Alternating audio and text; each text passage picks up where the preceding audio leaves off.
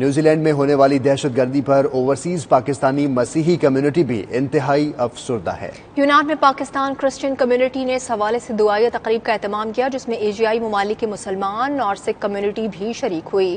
Bali would comedian جانی liver نے دعائیہ تقریب میں خاص طور پر شرکت کر کے شہداء کو خراج عقیدت پیش کیا۔ یہ رپورٹ دیکھیے۔ یونان کے دارالحکومت ایتھنز میں پاکستان کرسچن کمیونٹی کے زیر اہتمام نیوزی لینڈ کی مساجد میں ہونے والے دہشت گردی کے واقعے پر ایک خصوصی دعائیہ تقریب کا اہتمام کیا گیا۔ اس تقریب میں بڑی تعداد میں پاکستانی مسلم کمیونٹی، انڈین سکھ کمیونٹی، بنگلہ دیشی کمیونٹی اور پاکستانی کرسچن کمیونٹی نے شرکت کی اور شہداء کو یاد کیا۔